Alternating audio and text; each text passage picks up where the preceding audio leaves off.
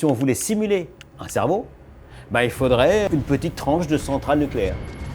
Est-ce qu'on peut vraiment considérer des neurones comme des machines? Il fait la une de tous les journaux, la BBC, Forbes, Nature, National Geographic et même Paris Match. Les États ne sont même pas au courant que ce soit possible. On arrive à faire ce qui s'appelle des organoïdes cérébraux. Des organoïdes. Alors attendez, parce que moi, organoïde, j'entends organe et j'entends humanoïde. Oh, le danger, en fait, tout progrès amène son bénéfice et sa dose de maléfice. Je crois que ça va devenir la rupture technologique majeure du XXIe siècle. Cette technologie peut-elle changer l'équilibre des puissances mondiales?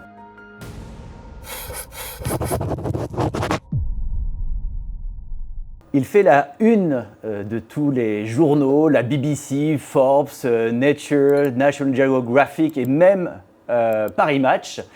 Et il fait également le buzz depuis 2024 avec sa start-up qui s'appelle Final Spark, dont il va nous dire ce que ça veut dire. Merci Fred Jordan, Dr Fred Jordan, de me recevoir en Suisse, à 2 pas du lac Léman. Final Spark, final, ça veut dire final en anglais, et spark, l'étincelle, mais ça veut peut-être dire autre chose métaphoriquement. Non, là, il n'y avait pas de recherche métaphorique très complexe, c'était juste quelque chose qui sonnait bien. Final Spark, ça se prononce bien, ça s'écrit bien, et puis le .com était libre. D'accord, d'accord. Donc c'est ce qui vous a poussé. Très bien. Alors, pour être très clair, cette start-up, vous l'avez fondée avec l'autre fondateur historique d'une autre entreprise, c'est le docteur Martin Kutter, qui ne peut pas être là aujourd'hui. Mais je voudrais que vous m'expliquiez en 2 mots à quoi correspond cette Final Spark. Alors, Final Spark, c'est vraiment une société qu'on appelle une société de deep tech. C'est-à-dire que c'est une société start-up qui travaille dans un domaine spécifique qui est celui d'essayer de créer des processeurs avec des neurones vivants. Donc ça, c'est vraiment de la recherche assez fondamentale. Les processeurs, on sait tous aujourd'hui, ils fonctionnent avec des transistors. Ils sont construits la plupart du temps avec… C'est quoi des transistors? Alors, des transistors, c'est des composants électroniques qui peuvent laisser ou pas passer le courant. Voilà, juste c'est des interrupteurs. C'est des interrupteurs, tout à fait. Mais c'est ça qui font marcher les smartphones et l'entièreté de la technologie aujourd'hui électronique. D'accord. Bon, alors pourquoi, si ça fonctionne, pourquoi vouloir changer? Alors ça, c'est une bonne question. En fait, une des raisons, c'est juste la consommation électrique. Ces systèmes digitaux, on le sait, ils consomment beaucoup, mais aussi de plus en plus parce qu'on en utilise de plus en plus.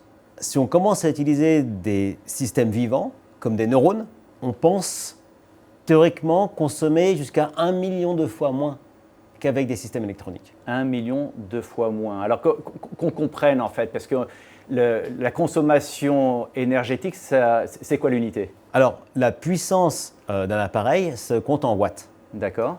Notre cerveau, par exemple, c'est 20 watts. 20 watts. Donc 20 watts, c'est quoi? C'est mon rasoir électrique le matin? Oui, ou c'est une ampoule moderne à LED qui éclaire bien déjà, oui. Donc quand vous dites que la consommation électrique de mon cerveau, c'est 20 watts, ça veut dire qu'il faut une capacité électrique très faible pour pouvoir alimenter ce cerveau qui est très complexe. C'est ça que ça veut dire? Oui, et c'est ça qui permet de mettre en perspective les consommations électriques des appareils électroniques et biologiques, comme nous, on pourrait dire. C'est que si on voulait simuler un cerveau, il faudrait une petite tranche de centrale nucléaire. Voilà ce qu'il faudrait. Au lieu de 20 watts, on devrait parler en méga ou en gigawatts. Donc une petite centrale nucléaire, c'est en gros 300 mégawatts, c'est ça? Par exemple, oui. Et donc, si on voulait simuler la consommation électrique nécessaire pour faire fonctionner un cerveau, il faudrait une petite centrale nucléaire. Voilà, ou une tranche, oui. Quel est l'intérêt de vouloir faire fonctionner un jour, en tout cas, est-ce que c'est votre objectif de faire fonctionner un jour un cerveau de façon biologique? Alors, oui, le but, c'est bien de faire fonctionner un système qui est un tissu nerveux pour ces neurones. Mais par contre, ce n'est pas forcément de faire un cerveau. D'accord. C'est un peu différent. Alors, lorsqu'on pense à ChatGPT, par exemple, et tous les systèmes d'IA modernes, ils sont faits avec des simulations de neurones. D'accord. Donc, tout ce qu'on cherche à faire, nous, c'est au lieu d'utiliser des simulations de neurones, utiliser des vrais neurones. Mais pour en gros, on pourrait faire les mêmes choses et peut-être bien plus avec des vrais neurones qu'avec des neurones simulés. Donc, votre premier objectif, c'est de réduire la consommation d'électricité pour obtenir le résultat de ChatGPT? Alors ça, c'est un des objectifs les plus faciles à articuler, mais on pense que les applications sont innombrables. Et on va peut-être se rendre compte en cours de chemin qu'il y a d'autres applications encore plus importantes qui vont arriver, parce que lorsque on fait un changement de paradigme aussi radical que de passer de l'inerte au vivant. Donc l'inerte, c'est le silicium. C'est ça, voilà. Sur lequel il y a les transistors. Exactement. Au vivant, où en fait on a des réseaux de neurones vivants pour faire du calcul. Ce changement de paradigme est tellement énorme qu'il y a sans doute plein d'autres applications qui vont venir et qui peuvent être encore bien plus importantes que celles qu'on imaginait au début. Et c'est là où on rejoint un petit peu la géopolitique. Vous pouvez m'expliquer quelles applications éventuelles, de quoi on parle exactement? Alors, les applications les plus, je dirais, conservatrices consisteraient, si on imagine Amazon Web Services par exemple, c'est des serveurs de calcul qui sont utilisés par monsieur tout le monde. Si on utilise ChatGPT, on ne calcule pas sur son téléphone portable, on calcule à distance sur un serveur distant. Donc un serveur, c'est un gros ordinateur, c'est ça? Ou alors c'est carrément des usines complètes en fait. Donc D'accord. il faut imaginer l'échelle de ça. Donc l'idée, ces systèmes, demain, ils pourraient être remplacés par des systèmes avec des tissus nerveux. D'accord. Qui consommeraient beaucoup moins et donc il y a un impact financier, mais peut-être aussi un impact environnemental? Alors bien sûr, ça vient avec. C'est un peu quand on est passé pour s'éclairer en fait. Il n'y a même pas 20 ans, on avait des lampes à filament qui consommaient énormément. Oui. C'était un problème. Aujourd'hui, on a des lampes LED, c'est plus un problème. Là où il y avait un problème, il n'y en a plus maintenant. Donc au niveau environnemental, c'est la même chose. Si on divise la consommation par 100 ou 1000, en fait, on fait disparaître le problème environnemental. D'accord. Et c'est ce qui vous motive particulièrement? C'est une des choses qui nous motive parce que c'est la chose la plus concrète. Et le reste, c'est des choses qu'on peut à peine imaginer qui pourraient venir lorsqu'on fait des développements comme ça. D'accord, très bien.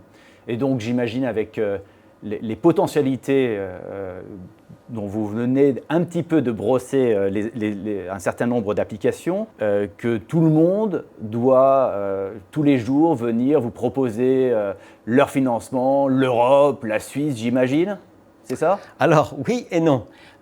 Alors les particuliers, oui. En fait, on a actuellement plusieurs milliers de gens qui nous ont écrit, donc des particuliers, des gens chez eux. Mais des gens riches? Non, pas des gens riches, des monsieur tout le monde, en fait de tout. En fait, on a de tout. On a des gens qui nous écrivent, il faut dire, moi je veux mettre 1000 $ dans votre société, et il y en a un autre avec qui je parlais ce matin qui veut mettre 1 million. D'accord. Donc on a toute la gamme, mais on a des milliers de gens qui nous écrivent. Donc ça, c'est vraiment les gens qui ont entendu parler de ce qu'on fait et qui trouvent ça intéressant et qui voudraient investir dans notre société. On n'aura rien demandé, on n'a pas fait de publicité autour de ça, c'est des gens qui sont venus spontanément. Alors avant que vous m'expliquiez les autres, est-ce que ce genre de financement participatif auprès d'un grand nombre est quelque chose qui pourrait vous intéresser? Alors, potentiellement oui, surtout que maintenant ça représente quand même plusieurs millions au total, en fait, la somme.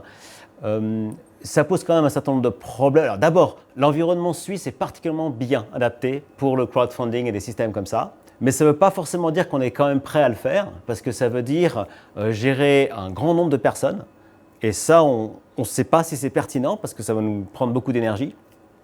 Donc pour l'instant, on accumule les investisseurs potentiels et au-delà d'un certain chiffre, on va vraiment se mettre en place, sachant quand même qu'il y a des restrictions pour les investisseurs d'origine US.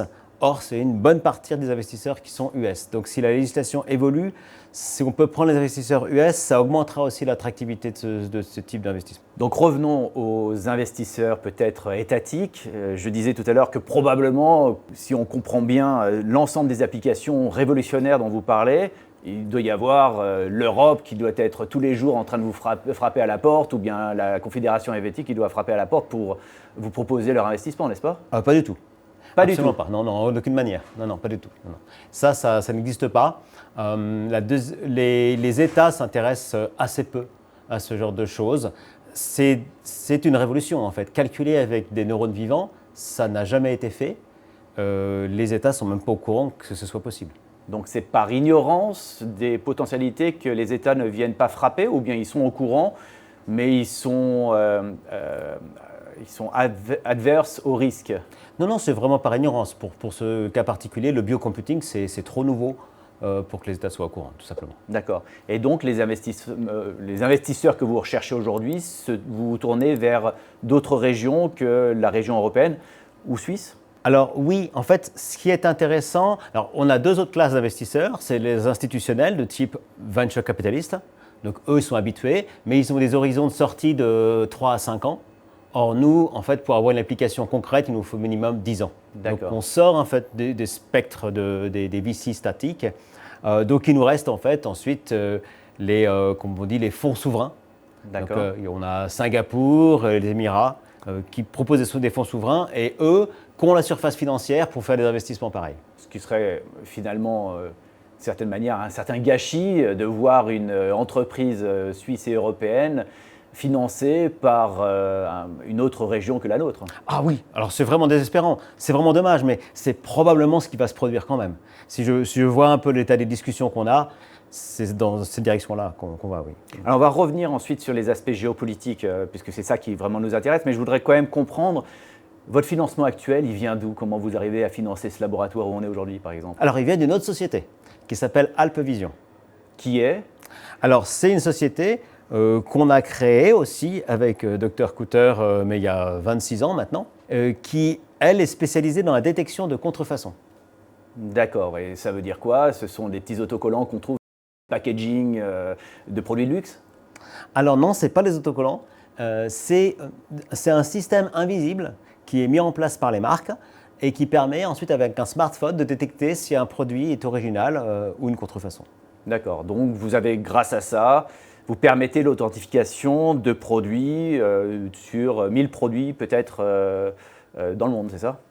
Alors actuellement, on protège plus que 1000 produits. Chaque année, on protège 30 milliards de produits.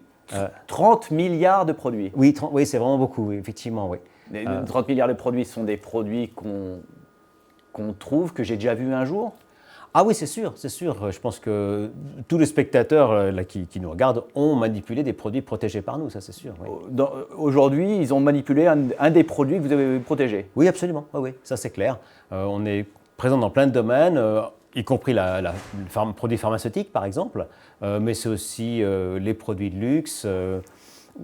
En fait, le nombre de choses qui sont contrefaites est incroyable. D'accord, oui, donc c'est assez exceptionnel et ça explique aussi le buzz aujourd'hui autour de cette seconde entreprise. Si vous avez réussi la première aussi aussi brillamment, on peut estimer que la seconde réussira de la même manière. Ah non, je pense pas. Je pense pas du tout que le buzz autour de Family Spark vienne du tout de. Ah, non, pas du tout. Il vient d'où alors? Ah, il vient juste que c'est une idée absolument fascinante. Utiliser des neurones vivants comme une machine, c'est un regard très particulier sur les choses. Et c'est ça qui fascine les gens. D'accord. Alors justement, pourquoi avoir décidé de prendre des neurones? On parle de neurones de rats ou de neurones d'autre chose déjà? Alors on parle de neurones humains. Neurones humains? Oui, oui, oui. Mais ça peut marcher aussi avec des neurones de rats, dans le principe. D'accord. Et les neurones des hommes chez qui on les a pris, c'était qui? C'est des gens comme vous et moi? Oui, effectivement. Alors, il y a un certain nombre de donneurs, mais ça remonte à longtemps, parce qu'il faut savoir que nous, on travaille avec ce qu'on appelle des cellules souches pluripotentes induites. D'accord. Alors ça, en fait, c'est des cellules souches qui sont produites à partir de des cellules différenciées. C'est-à-dire qu'on prend un échantillon de peau, par exemple, et à partir de cet échantillon de peau, il est possible de produire des cellules souches. Et à partir de cellules souches, nous, dans notre laboratoire, on va les transformer en neurones. Et on peut en produire autant qu'on veut. Autant dire qu'il suffit de très très peu de cellules de peau pour ensuite fournir des milliers de labos pendant des années dans le monde, quoi. D'accord, ok. Mais pour revenir de nouveau à la révolution dont vous parlez, est-ce qu'on ne peut pas imaginer qu'aujourd'hui, ces centres de données où il y a tant de serveurs, il ne va pas y avoir une optimisation à un moment qui va permettre, et on le voit dans toutes ces... il y a une progression des technologies, on peut imaginer que demain, ces centres de données consommeront beaucoup moins parce qu'il y aura des algorithmes qui vont améliorer les choses, le silicium contiendra encore davantage de transistors qu'aujourd'hui, etc. Est-ce que vous ne pensez pas en fait que la révolution viendra plutôt de là-bas plutôt qu'ici? Alors, personne ne sait, d'accord. pour être sûr, hein, ça c'est clair. Ce qui est certain par contre, c'est que les besoins vont continuer à augmenter. Alors à quel point l'efficience va augmenter et va compenser en partie ou complètement ou pas du tout en fait l'augmentation des besoins, ça personne ne peut encore le dire.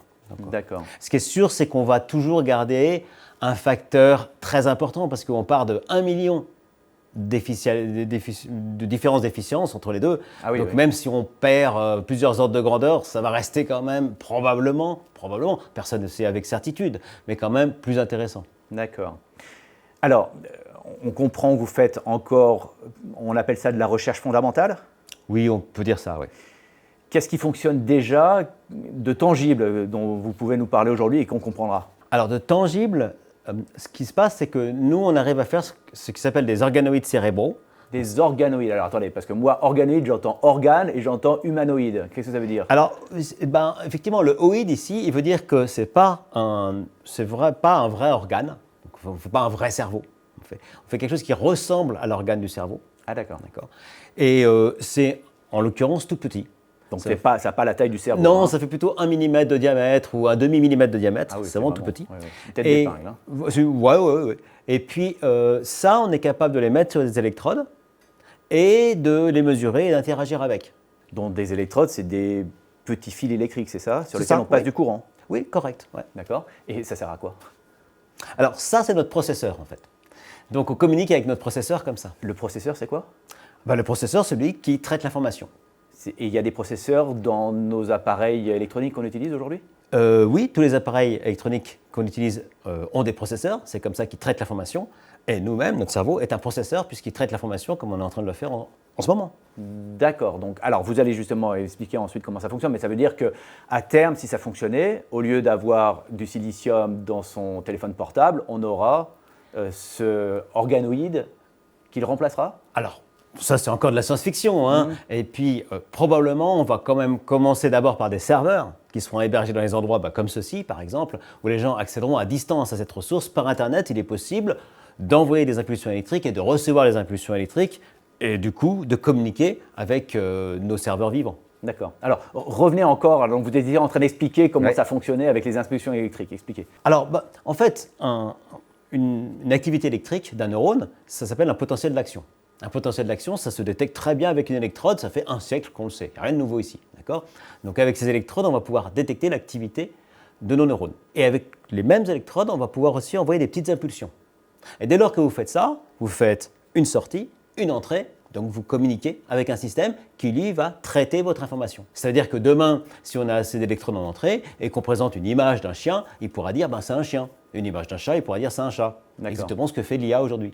Et quelles sont les limites que vous expérimentez déjà de ces systèmes? Alors, il y a quand même pas mal de limites et pas mal de problèmes à résoudre. Sans doute, le plus important, c'est d'arriver à faire en sorte que ces neurones se connectent correctement pour faire la fonction qu'on attend d'eux. D'accord. Et qu'est-ce qui empêche qu'ils se connectent correctement? Eh bien, dis donc, il faut prendre le problème à l'envers. Pour qu'ils se connectent correctement, ça veut dire qu'il faut qu'on maîtrise le phénomène qu'on appelle l'apprentissage. C'est ça l'apprentissage chez nous. C'est D'accord. connecter correctement les neurones. D'accord. Simplement, l'apprentissage, nous, ça marche très bien in vivo, dans notre cerveau, celui des êtres vivants. Mais là, nous, on est in vitro, dans un laboratoire. Donc, on veut répliquer les mécanismes d'apprentissage pour faire en sorte que les neurones se connectent correctement et qu'ils fassent ensuite ce qu'on attend d'eux. Et donc, vous avez des difficultés à leur faire faire, par exemple, des tâches automatisées, c'est ça? Une des limites, par exemple? Alors, oui, alors, tâches automatisées, vous allez très très loin. Hein, Alors, donc, la reproductivité, je ne sais pas comment on dit ça, la reproduction de tâches. oui, alors on est en recherche fondamentale. Hein. Donc là, on va être même dans des choses aussi simples que se souvenir d'une information, D'accord. binaire, etc. Ou si on stimule telle électrode, répondre avec telle autre. C'est des choses extrêmement basiques. D'accord, d'accord. Parce qu'à la différence justement de nouveau des transistors, là les neurones sont vivants et donc ils agissent à chaque fois de façon différente. Oui, alors effectivement, alors on a. Ils évoluent en fait, c'est des Oui. organismes vivants. Donc. Alors effectivement, si on parle de la variabilité, elle existe temporellement. Effectivement, l'organoïde évolue à travers le temps. Elle existe aussi spatialement, c'est-à-dire que si on bouge l'organoïde, on va avoir des électrodes qui mesurent d'autres neurones, donc on va mesurer autre chose. Et elle existe aussi entre les organoïdes. D'accord. D'accord ? Donc il y a plein de degrés de variabilité, mais comme entre les êtres humains. D'accord ? Et comme nous-mêmes évoluons avec le temps. Et ça, il faut avoir des systèmes qui interagissent de manière intelligente, automatique, pour gérer cette variabilité. Alors, je voudrais quand même de nouveau remettre ça en perspective, mais si vous deviez vaincre tous ces obstacles dont vous parlez aujourd'hui, quelles seraient les chances pour l'humanité ? La chance la plus évidente, c'est là où il y avait potentiellement un problème, on en a parlé avant, environnemental, il n'y en aura plus. D'accord. Et là, vous avez un ordinateur en fait compostable. C'est ça que vous avez en fait. Donc là, vraiment, mais c'est une révolution parce que c'est un rapport à la technologie et à la machine qu'il n'y a jamais eu dans le passé. Donc de cela peut découler plein d'autres inventions. Alors, en faisant de la science-fiction, essayons d'imaginer quelques inventions. Alors là, effectivement, là vous m'attirez dans la science-fiction. Donc, moi j'adore la science-fiction, mais là par contre, je n'ai pas de base scientifique pour établir. Mais si on s'amuse, hein, donc là je ne parle pas sérieusement, mais imaginez aujourd'hui, vous ayez un verre d'eau. Un verre d'eau, ça c'est un objet purement artificiel. D'accord ? On est entouré, nous-mêmes, d'objets qui sont soit vivants, soit en gros artificiels. Il n'y a pas d'entre les deux, ça n'existe pas. D'accord ? Imaginez un objet qui serait hybride. Quand vous le prenez, il est capable de détecter, de par ce que vous exhalez, par exemple, ou votre salive, quel est votre état de santé, et de relâcher dans le liquide certaines molécules qui sont idéales pour votre santé. Donc vous avez un système entrée-sortie avec lequel vous interagissez. C'est plus tout à fait un objet artificiel, c'est pas complètement un objet vivant, c'est juste entre les deux. D'accord. Voilà une classe d'objets hybrides qui n'existe pas dans l'humanité. Effectivement, c'est de la science-fiction. Alors, et quels sont les dangers que vous voyez potentiels de ces technologies ? Les dangers, en fait, tout progrès amène son bénéfice et sa dose de maléfice. Vous avez un exemple ? Mais ici, j'ai du mal à mettre le doigt exactement parce qu'on a des systèmes qui sont quand même assez sensibles aujourd'hui. Ce n'est pas des systèmes qui pourraient représenter un danger directement. Je ne vois pas de danger trivial en fait, autre que philosophique, se dire est-ce qu'on peut vraiment considérer des neurones comme des machines ? Est-ce que c'est bien de faire ça ? Est-ce qu'on peut exploiter un tissu nerveux à volonté, quoi ? D'accord. Alors, on va glisser maintenant lentement vers la géopolitique, parce que c'est aussi un des domaines qui nous intéresse.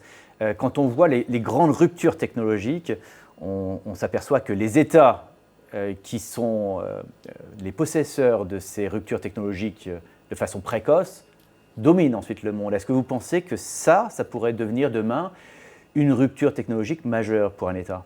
Oui, je crois. Je crois que ça va devenir la rupture technologique majeure du XXIe siècle. Les gens sont encore sur les GPU, Nvidia, etc. Ça, c'est presque le passé. C'est pas l'avenir. C'est dingue parce que c'est exactement c'est l'inverse que l'on entend tous les jours. La bourse et l'action de Nvidia atteint des sommets. Absolument. Aujourd'hui, on parle de la géopolitique du microprocesseur et vous êtes en train de dire c'est périmé. Non, c'est pas encore périmé, d'accord, mais c'est plus l'avenir. L'avenir, c'est quoi ? C'est des choses qui n'existent pas encore. Vous parlez vous-même de révolution future à venir, d'éléments disruptifs. On ne va pas avoir d'éléments disruptifs avec des cartes GPU Nvidia. Ça ne va pas arriver. On va être dans la continuité. Mais donc, ces entreprises auraient tout intérêt à vous contacter rapidement pour investir dans votre entreprise ? Alors, possiblement, mais déjà à l'époque de Polaroid, en fait, qui avait inventé l'appareil digital avant tout le monde, eux-mêmes en interne, ils n'ont pas osé le commercialiser. Je ne suis pas sûr que Nvidia est prêt, avec les bénéfices qu'ils font actuellement, de se dire on va regarder un autre cheval tellement différent. Les compétences requises pour faire ce qu'on appelle du biocomputing ou du wetware computing sont vraiment… Du wetware. Wetware. Alors wetware, c'est un mot amusant parce qu'il vient entre un mélange entre software et hardware. D'accord. Et wetware parce que les cellules, pour les garder vivantes, il faut qu'elles soient dans un environnement humide. Et wet, ça veut dire humide. Voilà, c'est ça. Donc ça, c'est vous qui l'avez fondé, ce mot ? Ah non, pas du tout. Non.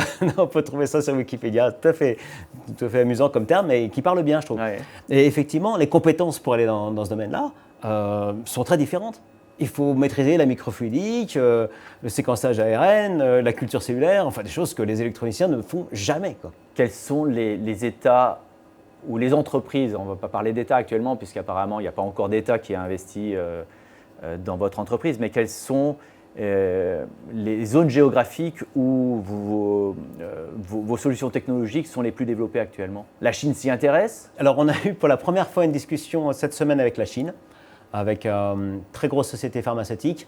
C'est une première, d'accord? Pourquoi une société pharmaceutique?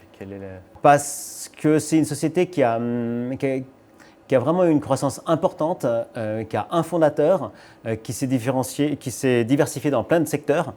Et donc, je pense que le fondateur a vraiment l'ouverture d'esprit de voir une opportunité chez nous. Donc un visionnaire, quoi. Voilà, c'est plutôt ça. C'est plus comme ça. Et puis, bien sûr, ils ont la culture de comprendre le vivant.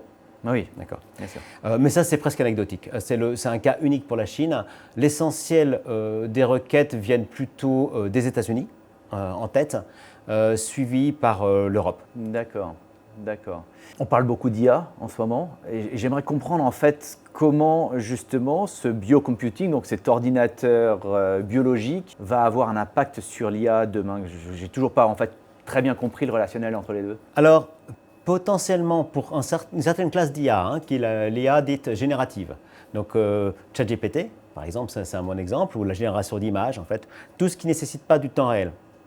D'accord, des actions ultra rapides. D'accord. Potentiellement, le biocomputing peut totalement remplacer tous les systèmes électroniques qui font ça. D'accord. Leur laisser plus aucune place. De telle manière qu'il n'y a plus d'ampoule à filament, ça n'existe plus pour la plupart des applications, ça va être la même chose pour cette classe d'applications. En étant une sorte de révolutionnaire, est-ce que vous n'avez pas l'impression en fait de vous, le patron de la tech, que la tech prend de plus en plus de poids dans l'organisation de nos sociétés démocratiques et que les États ont de moins en moins la capacité en fait, d'orienter leur société? Oui, c'est un peu vrai. Et c'est lié à la complexité des choses. Là, maintenant, je suis en train de parler de biocomputing, mais moi, je suis un expert que sur le biocomputing. Et les gens qui sont à la tête des États, ils sont en face d'une multitude d'expertise à avoir pour prendre des décisions. Et je ne sais vraiment pas comment ils peuvent faire. Donc ça, c'est vrai. D'accord. Et est-ce que ça peut poser demain un problème démocratique, puisque ça peut avoir un impact fondamental sur la vie de tout le monde, beaucoup plus encore que ce que les États peuvent encore produire en fait comme action pour les sociétés qu'ils contrôlent? Oui, c'est vrai. Alors, il y a un point de vue qui est intéressant, c'est de voir les gens qui nous écrivent pour investir chez nous. Oui. Ça, c'est un peu la loi du marché dans son expression la plus démocratique, où les gens vont en quelque sorte voter leur intérêt avec leur propre argent. D'accord, ok. Et je trouvais ça intéressant. Alors malheureusement, il n'y a pas encore de structure vraiment bien apprêtée qui permet des sociétés de recevoir facilement de l'argent, c'est ce qu'on a dit au début, mais ça pourrait être une validation de la population d'une idée ou d'un concept qui passe au-dessus des États. D'accord.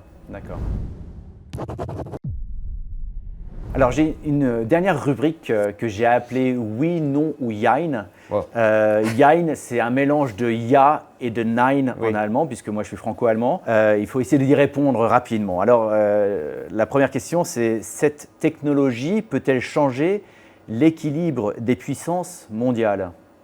Oui. Le calcul biologique peut-il devenir un enjeu militaire, même indirectement? Oui.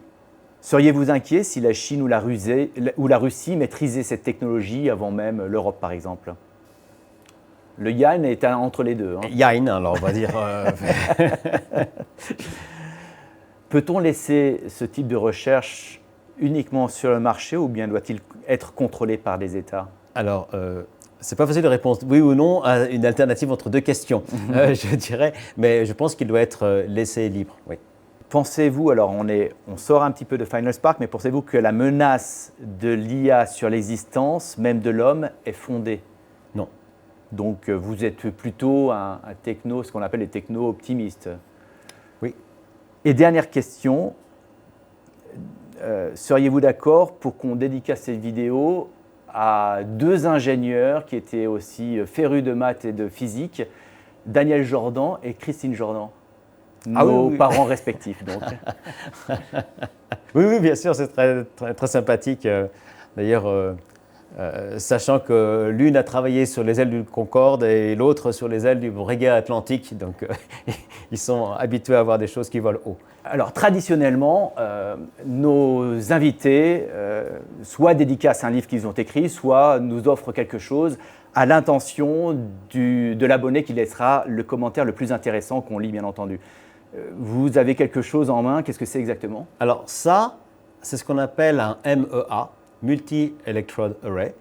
Et ça comporte une cavité dans laquelle on place nos organoïdes cérébraux et des connexions ici qui permettent de discuter avec cet organoïde cérébral. Et là, on voit un tuyau d'entrée et de sortie qui permettent d'amener les fluides vitaux. Donc ça, c'est un système qui a été en opération pendant plusieurs mois, il y a quelques temps. Il est marqué Final Spark.